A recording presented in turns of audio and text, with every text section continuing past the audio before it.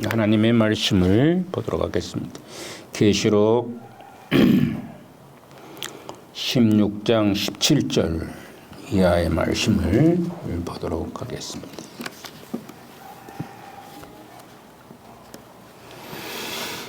(17절부터) 마지막까지 보도록 합니다.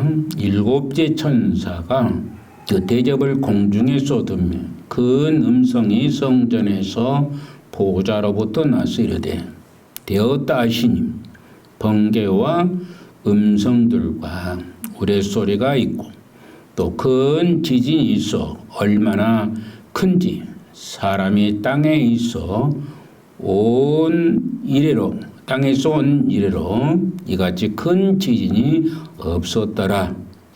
큰 음성이 세 갈래로 갈라지고 17개의 성들도 무너지니 큰 바벨론이 하나님 앞에 기억하신 바 되어 그의 맹렬한 진노의 포도주잔을 받으며 각 섬도 없어지고 산악도 간데 없더라. 또 무게가 1달란트나 되는 큰 우박이 하늘부터 사람들에게 내리며 사람들이 그 우박의 재앙 때문에 하나님을 비방하니 그 재앙이 심히 크미러라. 아멘.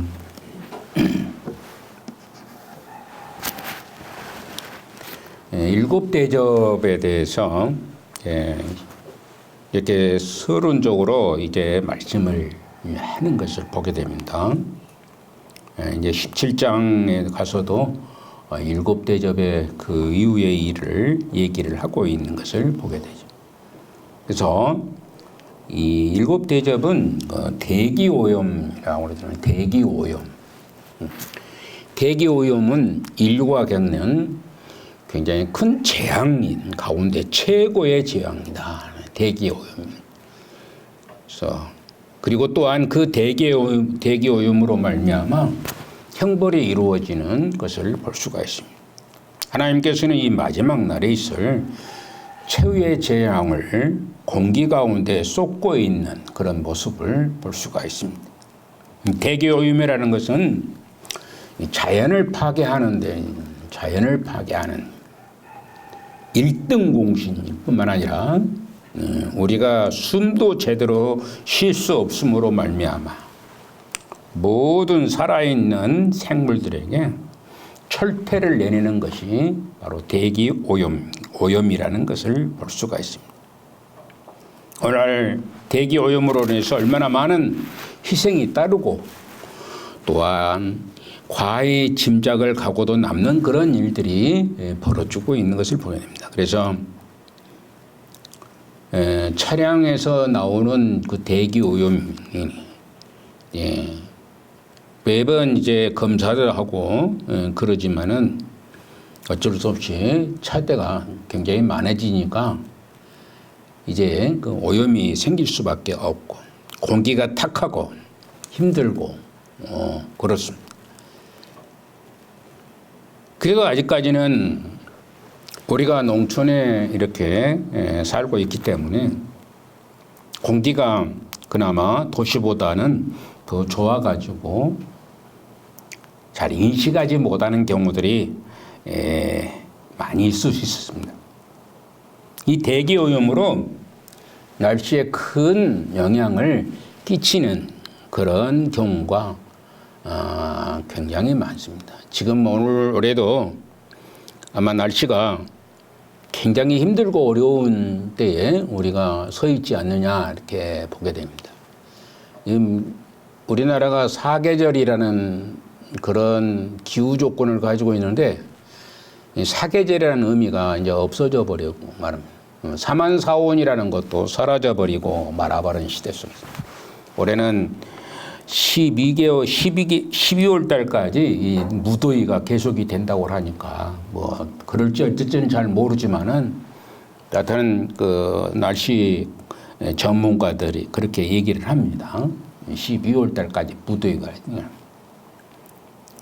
그래서 엄청난 그런 대기 변화로 인해서 사람들이 힘들어하고 어렵고 살기가 쉽지 않는 그런 상황 속에 우리가 있는 것을 생각해 보지 않을 수가 없습니다. 그래서 하나님은 일곱째 대접을 공중에 쏟아놓고 있는 것을 보고 있습니다. 일곱째 대접이니 첫째 대접 또 일곱째 대접까지 우리가 생각을 해보고 있는 것입니다. 17절을 한번 보면은 그렇게 나옵니다. 일곱째 천사가 그 대접을 공중에 쏟으며 큰 음성이 성전에서 보좌로부터 나서 이르되 되었다 하시니 이렇게 얘기합니다. 사람은 세 가지가 꼭 필요하죠. 세 가지가 이것 중에 하나만 없으면은 죽습니다. 살 수가 없어요. 그것은 호흡이라는 겁니다. 호흡, 숨을 쉰다는 것입니다. 그리고 양식이 있나, 먹는 것이 있어. 먹는 것이 없으면은 이제 솔찬히 고생을 하면서 죽지요.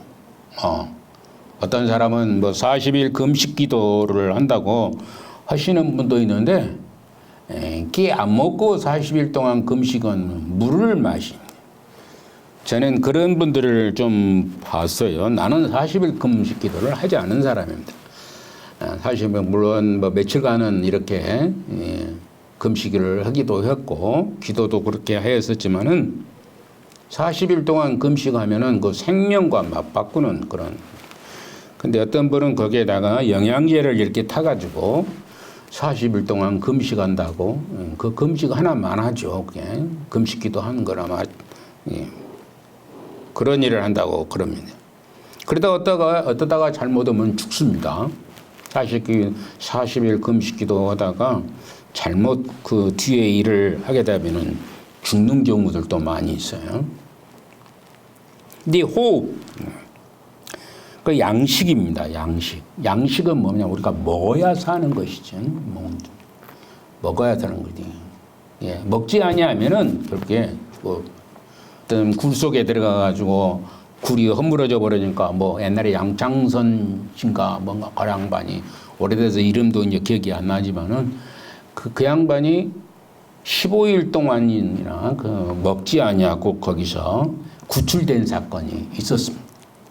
이 먹는 것입니다.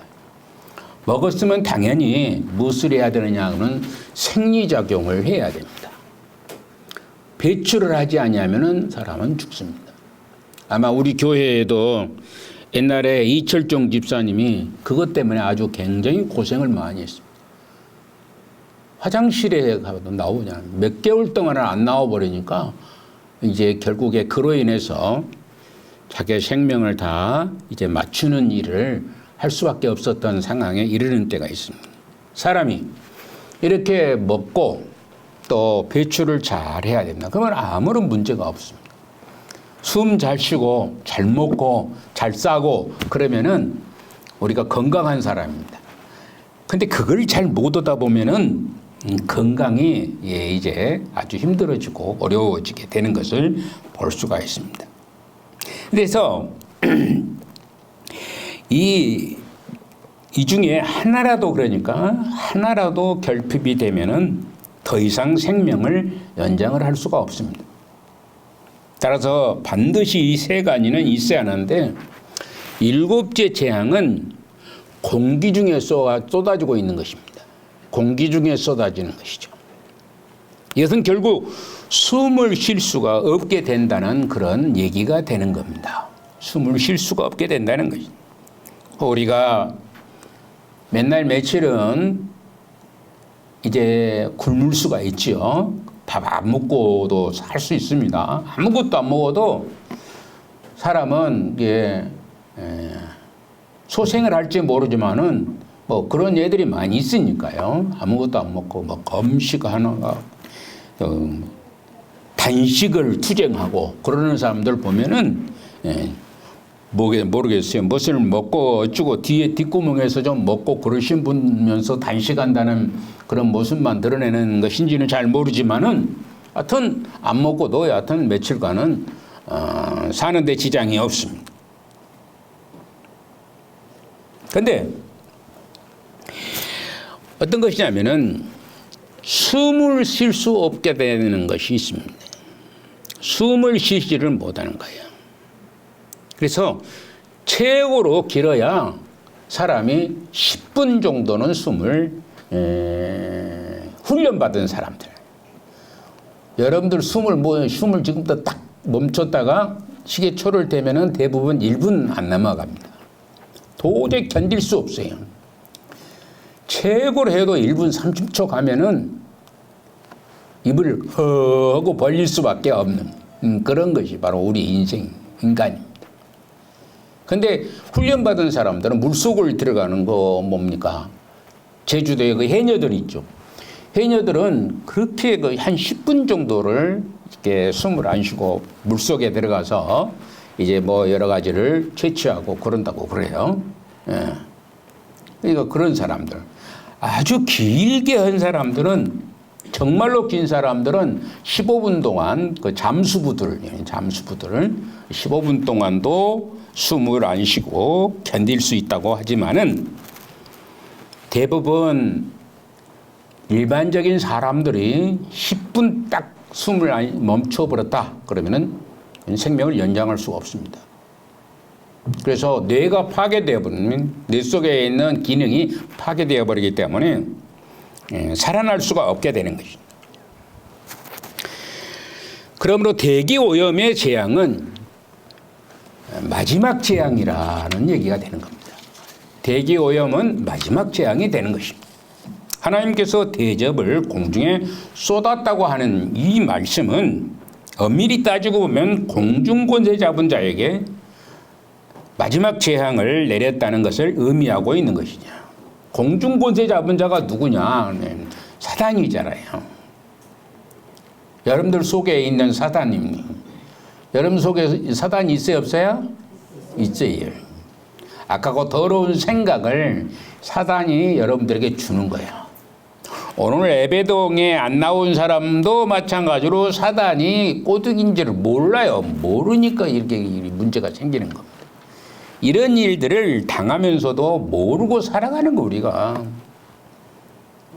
우리 안에는 항상 제가 말씀드리듯이 사단이라는 존재와 성령님이 우리 안에 같이 공존하고 있습니다.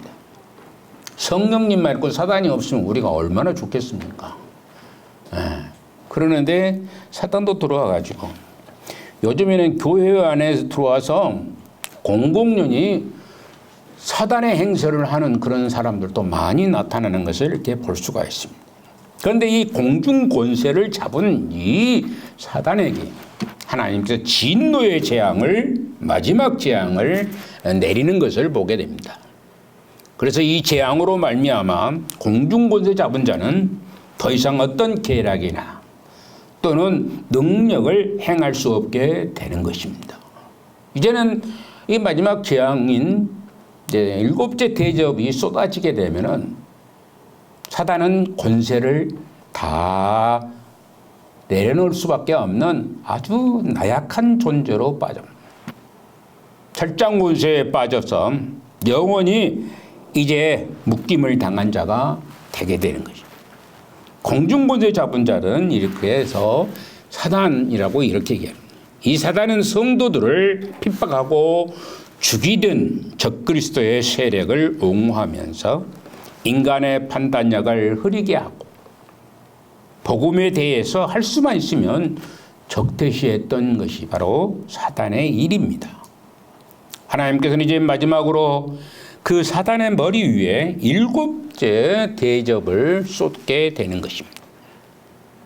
아직 쏟아지지는 안 했었죠. 이제 앞으로 될 것을 얘기하고 있는 겁니다. 따라서 성도들은 지금 사단의 권세가 아무리 당당하고 또 이제 그 힘이 대단히 세다고 해도 결국에는 그 패배는 절대적이라는 사실인 거예요. 굉장히 힘이 센, 굉장히 능력이 좋습니다. 예수님께서 행하시는 모든 일들을 다 할 수 있는 그런 능력도 가지고 있습니다. 그래가지고 거기에 뭐 병도 치료하는 사람, 병도 치료하는 능력을 가지고 절에 가서 100일 동안 공부를 내오다가 아기를 임신하는 사람도 있습니다. 전혀 아기도 못 낳는 사람이. 참 신기하죠.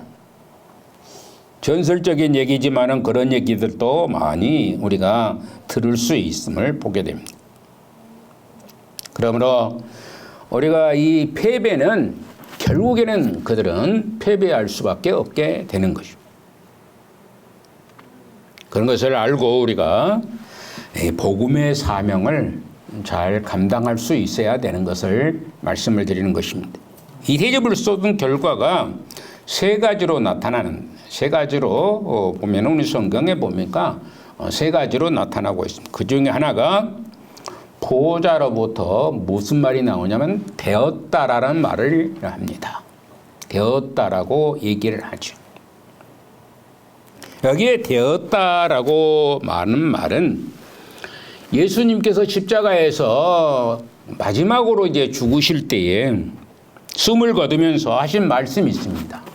그 말씀이 뭐냐면은 다 이루었다라는 말입니다. 다 이루었다는 끝났다는 것입니다. 이제는 다 이루었으니까 이런 말씀과 같은 말씀입니다. 이 되었다는 말은 다 끝났다는 얘기가 되는 겁니다. 그러므로 하나님께서는 이 대접을 쏟으심으로 이 세상의 모든 일들이 다 이루어졌다라는 말씀인 것입니다. 이 세상의 모든 일이 다 끝났습니다. 새로운 환경으로 바꿔지게 되는 것을 말씀하고 있는 것입니다. 7 대접을 쏟음으로 그 일이 다 끝나게 되면 우리 주님은 곧바로 이 땅에 다시 오시는 주님, 재림하시는 역사가 이루어지게 될 것입니다. 그래서 우리 모두를 엄청나게 고통에 처했던 믿음의 형제들, 믿음의 성도들, 하나님의 자녀들을 고통 가운데 빠지게 했던 그들을 세우시고 일으키시는 신원의 역사가 나타나게 될 것입니다. 절대 여러분들이 지지 않을 줄로 믿습니다. 지지 않는다는 것입니다. 하나님께서 우리에게 힘이 됩니다. 감히 사단이 아무리 힘이 세다고 해도 예수 그리스도이신 주 하나님 그분을 이길 수가 없다는 것입니다. 이긴 것 같았는데 결국 패퇴하고 마는 자가 사단의 권세였기 때문에 그렇습니다. 두 번째는 큰 지진이 있다고 얘기합니다. 큰 지진이 있다고. 18절 한번 보면은 그렇게 말합니다. 번개와 음성들과 우레소리가 있고 또 큰 지진이 있어 얼마나 큰지 사람이 땅에 있어 온 이래로 이같이 큰 지진이 없었더라 이렇게 얘기합니다. 우리 주님께서 이 마지막 때에 지진이 있을 것을 이미 마태복음 7장 24장 7절에 보니까 한번 봅시다. 민족의 민족을 나라가 나라를 대적하여 일어나겠고 곳곳에 기근과 지진이 있으리니라고 말씀을 하고 있습니다. 예수님께서도 이렇게 말씀하고 있습니다. 그런데 오늘 계시록에는 이 큰 지진은 번개와 내성을 동반했고 이제껏 발생한 그 어떤 지진보다도 이제 엄청나게 큰 지진이 나타난다는 것입니다. 이것은 자연의 질서가 완전히 파괴될 것을 말하고 있는 거예요. 이런 재앙, 자연 질서가 완전히 파괴되면 사람이 살 수가 없는 거예요. 이제는 정상적이었던 그런 자연 질서가 파괴되어서 재해로서 세상 모두에게 다가오는 것을 보게 됩니다. 요즘에 계속 떠들고 있는 뉴스에 보면은 일본 곧 망한다 그럽니다. 일본이. 왜 그러냐면은 그 후지산에 화산이 이렇게 폭발을 한다는 거예요. 그래서 조짐이 굉장히 가까웠다 그럽니다. 그러면은 그 도쿄로, 그 나고야로 이런 해서 그 큰 도시들이 다 없어져 버린 거예요. 살 수 없어요. 그래서 일본이 망한다고 그렇게 얘기합니다. 일본은 그래서 그런 것들이 예전부터 굉장히 많이 있었기 때문에 우리나라를 강탈한 이유도 바로 거기에 있어요, 사실. 일본이라는 나라가 어떤 사람들은 바닷속으로 들어갈 것이다. 그렇게 얘기를 하고 그랬어요. 일본이 다른 나라를 침범해서 옮기고자 하는 그런 마음도 있었기 때문에 그러는 것을 보게 됩니다. 그런 시대가 그 일본에만 있는 게 아니고 전 세계적으로, 전 우주적으로 나타나는 현상이 바로 뭐냐 그러면은 일곱째 대접의 모습인 것을 볼 수가 있습니다. 그래서 이런 일련의 사건들인 말세의 재해, 자연재해로부터 인간들이 고통을 받는 것을 통해서 인간의 죄악이 얼마나 치명적이라는 것을 알 수가 있지. 더불어서 하나님께서는 마지막 때에 지축을 흔들어 악인들이 완전히 땅에 묻히도록 역사하시는 것을 보게 됩니다. 셋째로는 뭐냐면 바벨론이 멸망을 했다라고 얘기를 합니다. 바벨론이 멸망을 한다는 것이죠. 여기에 바벨론은 모든 악의 중심부인 말씀입니다. 악의 중심이 어디에 있느냐? 그럼 바벨론이라는 것을 얘기합니다. 성경은. 바벨론으로 명시된 당시의 노마 왕국을 지배했고 또 우상을 도입했으며 온갖 이교적인 형태를 말미암아 혼합해 내던 곳이 바로 바벨론성입니다. 바벨론성. 이런 노마가 하나님으로부터 진노의 포도주를 잔을 받으려는 환상, 그런 환상을 사도 요한은 지금 목격하고 있는 것입니다. 결국에는 사단의 지배 아래에 있는 모든 인류는 포도주 틀에 밟힌 피를 흘리게 될 것이고, 그리고 그 피는 1600 스타디온이라는 엄청난 양의 피를 쏟게 될 것입니다. 여러분들에게 지난번에 말씀했던 건 1600 스타디온은 어떤 것이냐? 말등까지 올라가는, 말목까지 올라가는 거예요. 말목까지 피가 이렇게 올라가. 피가 엄청나다는 것입니다. 이렇게 이렇게 올라가고 그 넓이가 사방 300km 정도 된다고 그래요. 사방 300km. 네. 그래 엄청나다는 얘기입니다. 사람이 얼마나 죽으면은 그 정도 될까? 생각을 해보면 아마 인류가 거의 다 죽어갔다는 얘기가 되는 겁니다. 피를 다 쏟아버린 이 엄청난 양의 피가 쏟아져서 이제 많은 사람들이 죽을 수밖에 없는 상황에 이르게 된다는 것을 말씀하고 있습니다. 이제 요한이 이런 환상을 보고 있을 때 얼마나 사실 통쾌했을까 생각을 할 수가 있어요. 이게 얼마나 하나님 믿는 백성들, 특별히 예수 그리스도를 믿고 살아가는 그때 당시에 사람들을 핍박하고 죽이고 그들을 잡아서 사자굴에 던지기도 하고 이런 일들이 수도 없이 많았었거든요. 근데 그들을 하는 그들에게 이런 하나님의 진노의 포도주잔을 이제 마시게 한다고 얼마나 통쾌했겠느냐는 것입니다. 그러나 우리가 알아야 할 것은 이 환상이 노마에만 한정되어 있지 아니하고 온갖 악의 무리가 초토화될 것을 보여주고 있는 것입니다. 온갖 악의 무리입니다. 하나님과 거리가 먼 모든 사람들에게 이렇게 이루어지게 되는 것을 말씀하고 있습니다. 사실 악은 이미 세상에 뿌리가 깊이 내려져 있기 때문에 그것을 멸절시킨다는 것은 불가능하다는 것이 일반적인 상식입니다. 뿌리까지 내려져 있는 엄청난 그 악이 횡행하고 있는 시대 속에서 우리가 살아가고 있는 것입니다. 그러나 하나님께서 심판하시면 그 모든 악은 뿌리째 운명에 처해버리고 뿌리가 완전히 뽑혀버리는 그런 운명에 처할 수밖에 없는 것을 우리에게 알려주시고 있는 것을 볼 수 있습니다. 21절에 보면은 그렇게 얘기합니다.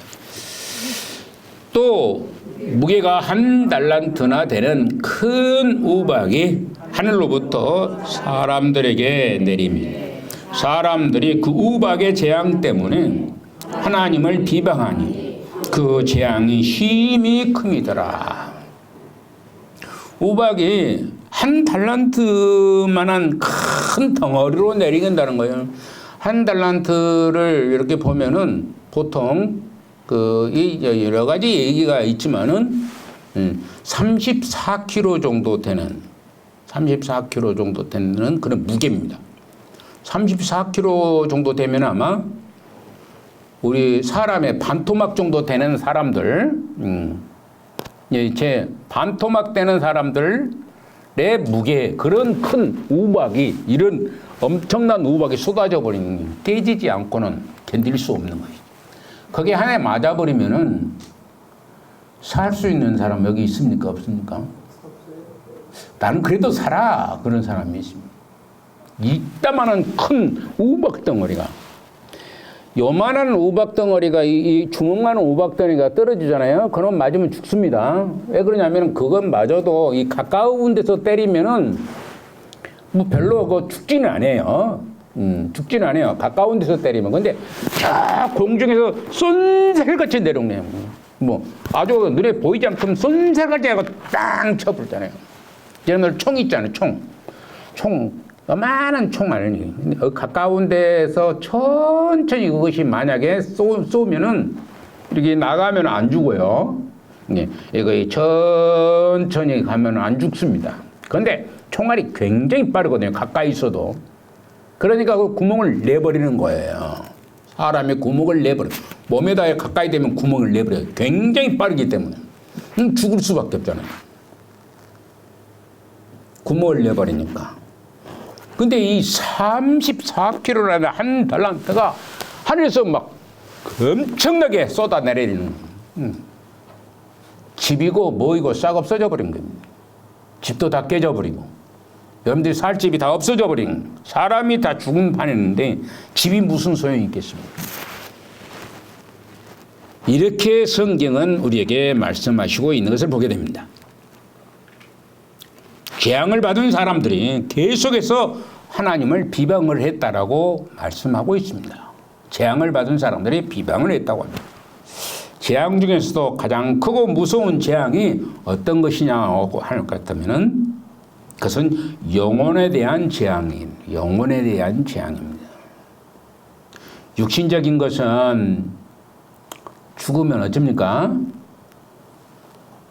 여러분들 죽으면 어떻게 돼요? 아무 말도 없네. 여러분 죽으면 어떻게 돼요? 여러분들 죽으면은 지옥에 갑니까?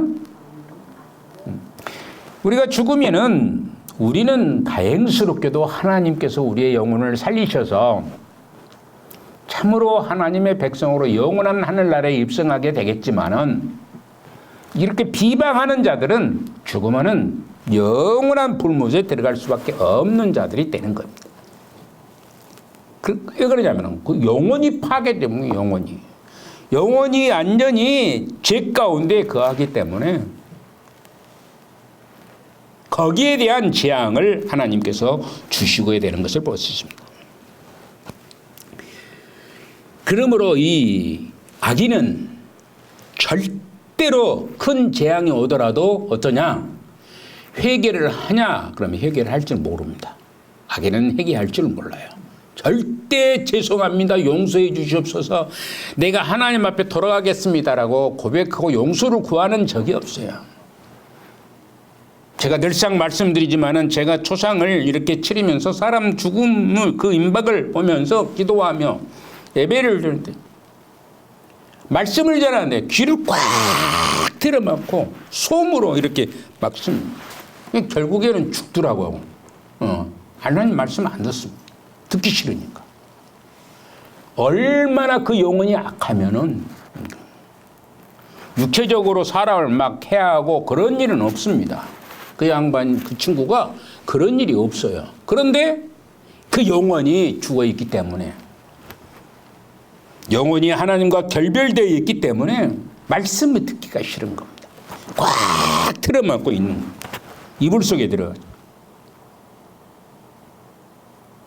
영혼의 재앙이 가장 큰 재앙인 것을 알으셔야 돼요. 그러니까 제일 큰 죄가 뭐냐? 먹었어요? 제일 큰 죄가 뭐요? 사람 죽이는 것입니까? 사람 죽이는 것이 제일 큰 죄예요? 대답을 없으시네. 따라합시다. 예수님. 크게 예수님. 안 믿는 자. 예수님을 안 믿는 자가 가장 큰 죄입니다. 근데 그걸 모르는 거예요. 눈에 안 보이니까. 그러니까 우리는 보통 사람 죽이는 것이 가장 큰 죄라고 생각을 하는 겁니다. 사람을 죽였을지라도 16명을 사람을 죽였는데 그 사람이 천국을 간 사람이 있습니다. 영혼이 살아나면은 회개하고 용서를 구하니까. 옛날에 여러분들한테 가끔 말씀드렸듯이 고재봉이라는 그 죄인이 있잖아요. 감옥에 들어가지. 16명 한 식구 일가 친척들을 다 죽여버렸습니다. 감옥에 들어가서 이제 사형을 받아야 되잖아요. 지금이야 사형 제도가 거의 없어졌다고 하지만은 옛날에는 죄를 지고 사형 선고를 받으면 사형을 당하는 것입니다. 근데 거기에서 누구를 만났느냐? 예수님을 만나게 된 겁니다. 그 감옥 속에서 사형되기 전에 예수님을 만나고 예수님 안에 살게 된 거예요. 그래서 하나님 앞에 용서를 받고 기쁨으로 사형장에 끌려가게 된 것입니다. 제일 큰 죄가 뭐겠어요? 예?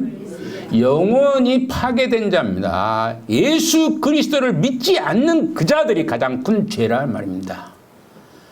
근데 그걸 모른다는 거예요. 여러분들이 모르다 보니까 여러분들 자녀들이 하나님을 믿지 않는다 할지라도 별로 크게 크게 와닿지를 않습니다. 얼마나 지금 큰 죄를 범하고 있고 큰 재앙을 받아야 되고 그런 자인데도 불구하고 우리는 거기에 방관자로 있는 것입니다. 늘상 가끔 말씀드리면 옛날에는 보험이 들어가기가 굉장히 힘들었어요. 제가 보험사가 되려고 시험을 쳐가지고 그때는 보험사를 시험을 봤어요. 시험을 봤는데 시험에 보험을 하려고 했더니 시험을 하고 합격을 했어요. 근데 보험사를 하는데 가서 얘기를 합니다. 보험 넣으면은 앞으로 장래가 굉장히 편하고 좋습니다. 근데 눈에 보입니까? 안 보입니까? 눈에 안 보여. 근데 지금은 눈에 보입니까? 안 보입니까? 지금 보이잖아요. 보험을 넣어놓으니까, 실비라는 걸 넣으니까 병원에 가가지고 돈 들어가지고 했는데 실비 넣으니까 돈이 다 나오네? 눈에 보이잖아요. 그러니까 아마 여기에 계신 분들 중에서 거의 90% 이상은 다 실비 보험을 다 집어넣었을 것입니다. 눈에 보이니까 그래요. 눈에 안 보인 그때는, 그런 게 없었을 때는 안 넣어요. 가지고 망해버립니다. 안 넣었으니까. 안 넣어가지고 이제 결국에는 저도 그 일을 그만두었던 적이 있습니다. 자, 이렇게 하나님께서는 종종 그래도 성도들에게도 재앙을 내리기도 합니다. 그죠? 여러분들 하나님께서 여러분들에게 병을 주십니까? 안 주십니까? 그렇죠? 아픈 곳 있지요? 아픈 곳이 많이. 하나님께서는 그런 것들을 주시기도 합니다. 아무리 건강한 사람도 자기 백성들에게도 그런, 아무리 이쁘고 귀엽고 그래도 자기 아들, 딸을 회초리로 때릴 때가 있습니다. 없습니까? 있어야 돼요. 여러분들 어린 때는 해초리로 때려줘야 돼요. 성경에서도 말씀해요. 살아가는 아들에게 해초리를 들으려고 성경에서도 말씀하고 있습니다. 근데 오늘날 그걸 못하게 한다는 게 안 믿는 이런 엉터리 같은 사람들이 그래서 나라가 지금 학교가 우습게 됩니다. 선생님들을 굉장히 옛날에는 우리 때는 선생님 화장실에도 안 간 줄 알았습니다. 그런데 지금은 선생님한테 가서 대들고 주먹질하고 발길질하고 그러는 시대로 바꿔줘. 왜?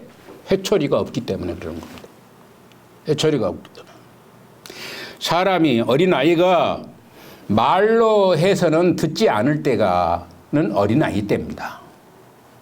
6살, 7살, 9살 이런 애들은 말로는 잘 안 들어요. 해초리를 딱 때리면 그 즉시 말이 들어집니다. 나이가 좀 먹으면 이제 말을 해서 이해할 수 있도록 얘기를 하면은 그때부터는 해초리가 없어지는 것이죠. 옛날에는 우리 조선시대 때는 어땠습니까? 할머니가 아버지가 자기 아들이 40살이 됐는데 뭐예요? 밑에 바지를 올리려고 해초리를 때렸어요. 그런 시대가 있었는데 오늘날 시대가 이러다 보니까 저는 사실 이 나라 정책이 아무리 인권 그런다 하더라도 어린아이 때는 사랑의 매가 있어야 됩니다. 사랑의 매가 있어야지 참 아름다운 자녀들이 자라게 되는 것이다.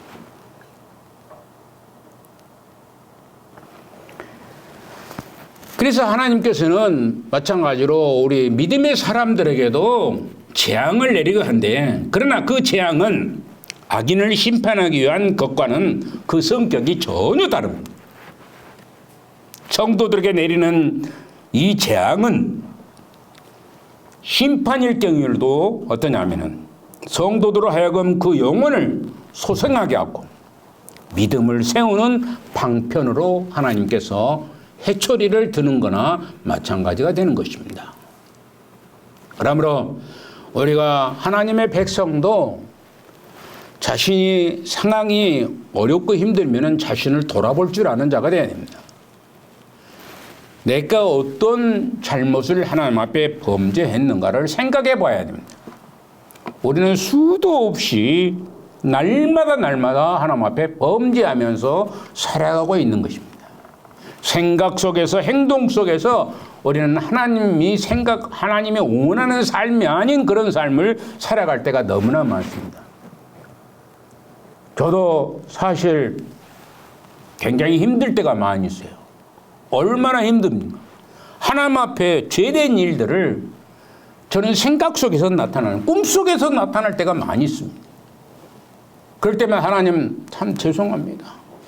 이런 생각 저런 생각을 하지 않아야 되는데 내가 참 죄송합니다. 내 안에 악하고 더러운 권세가 자리 잡아서 나를 어렵게 합니다라고 용서를 구하고 그것을 이길 수 있는 힘을 달라고 기도하지만 그게 쉽지가 않습니다.